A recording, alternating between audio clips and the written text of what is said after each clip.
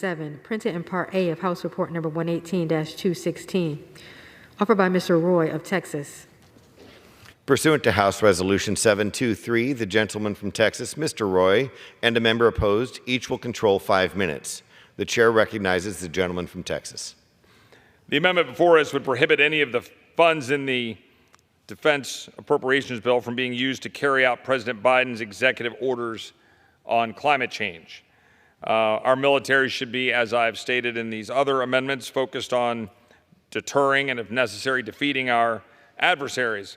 President Biden wants to continue to sacrifice the strength of our defense in deference to the climate cult. In 2021, Department of Defense spokesman John Kirby refused to say China was a bigger national security threat to the United States than climate change.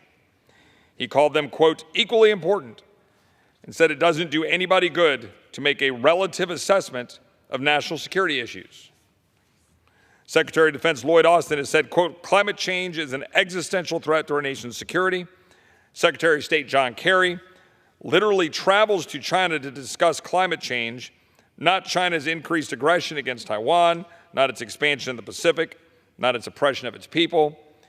Biden's executive orders have served as the catalyst for massive reforms in the Department of Defense that compromise and undermine national security to advance a climate fetish. The Department of Defense's climate adaptation plan includes radical proposals to reduce greenhouse gas emissions at the expense of our warfighting capabilities. According to the plan, the Department of Defense has identified climate change as a critical national security issue, and it contains mandates on, quote, environmental justice, because why miss an opportunity to push such an ideology? The Department of Defense says it will transition to 100% carbon-free electricity, meaning America's war machine will literally depend on the wind and the sun, unless they're going to be moving, I guess, nuclear power, which my colleagues on the other side of the aisle have not been all too quick to help us move. Meanwhile, China has 1,100 coal-fired plants and is building close to 2 a week. We've been building 0. We've been constraining the development of natural gas-fired electricity. And we have only recently finally had one nuclear plant get launched, I think, for the first time since the mid-'70s. The DoD has mandated that all non-tactical vehicles be EVs by 2035. It's fair to say the tactical vehicles we need to win wars are not far behind. That means our defense will become wholly dependent on Chinese batteries and other critical minerals. I always wonder why my colleagues are not too bothered by the fact that 80% of these batteries are using cobalt, and they're being mined heavily by slave labor, often child labor. There doesn't seem to be any concern about what that means by continuing to perpetuate a mandate to send us down that road when it won't dent CO2 production. It's living in a fantasy land. If you eliminated the internal combustion engine in the United States tomorrow, you might dent all of worldwide CO2 production by about 1.5%. Meanwhile, China and India are pumping it out in mass volumes. Yet we're going to inject this directly into the veins of our national security.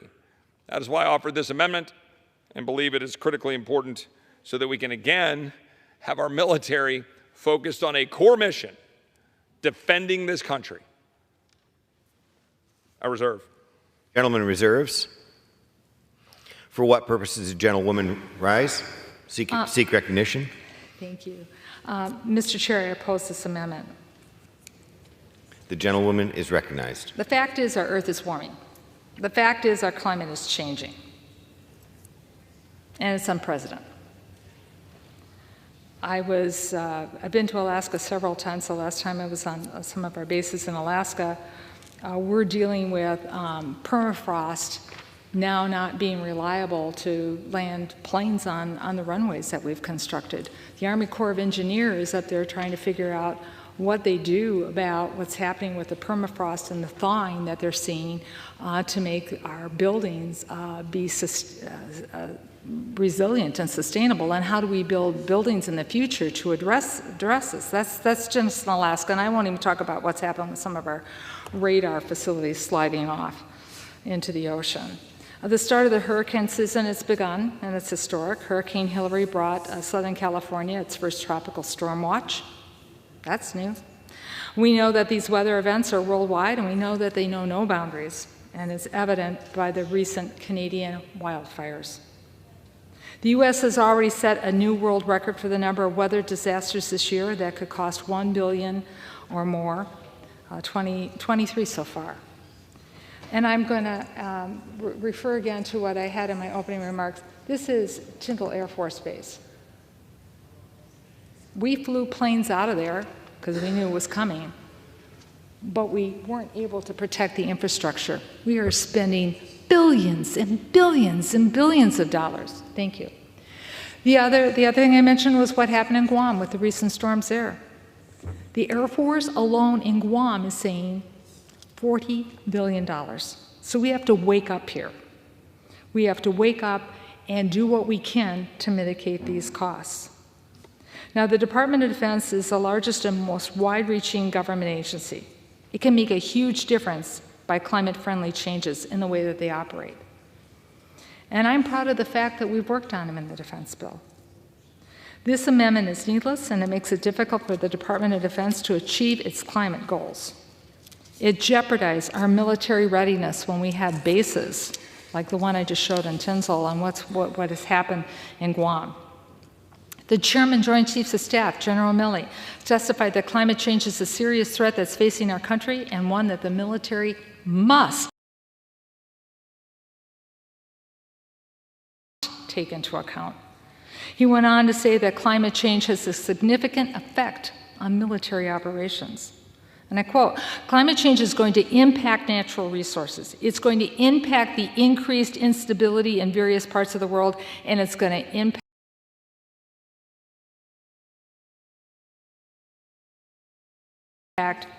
migrations." Yes, it's a problem not only here at home on our bases with resilience, but it's a problem with people fleeing climate change and what has happened in their lives and in their countries. Each of these situations increases the instability in different regions, which could trigger more hostilities that we have to respond to protect ourselves. Each of these situations can increase different regions in very, very different ways, even in our own hemisphere. So we need to ensure that our military is aware of the problems climate change could cause, and if they can play a role in either resilience of buildings or different energy sources that they use so we're not burning as much fossil fuel, I think we should do that.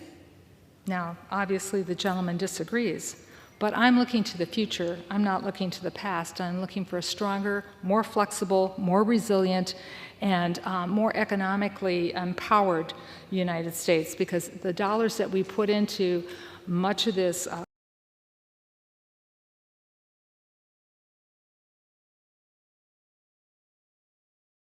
climate resilience, and that is also transferable into the private sector, and the work that the Department of Defense is doing to reduce its energy costs, whether it's in materials that it's building, whether it's in use of, with all the equipment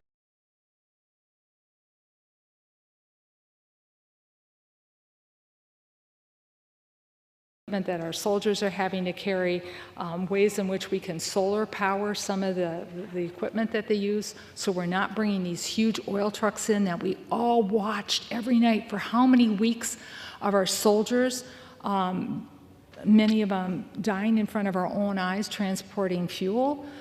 I think it can be a win-win. And we need to look at it as a win-win. We can't always be looking at it as a loss-loss. So with that, I reserve the balance of my time. The gentlewoman reserves. The gentleman is recognized. I would just note, recently China's military sent 103 warplanes toward Taiwan in a 24-hour period in what the island's defense ministry called a recent new high. 40 of these planes crossed the symbolic median line between mainland China and Taiwan. There's a lot going on in the world. We're going to have debates about Ukraine. I hope we'll have a debate about Ukraine rather than just tacking on a continuing resolution.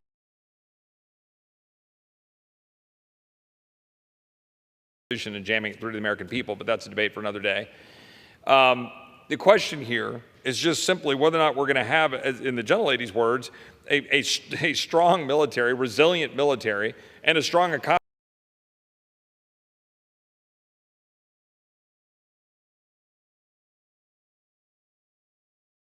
On the back of that, or wrapped around that, when in fact what we're doing through the Inflation Reduction Act is spending almost $1 trillion, according to the Wall Street Journal, in massive subsidies going 90% to billion-dollar corporations, heavily to the most elite, rich, frankly, usually white liberals in this country, driving around their EV-powered cars, and we're subsidizing the crud out of that while we're decimating the natural gas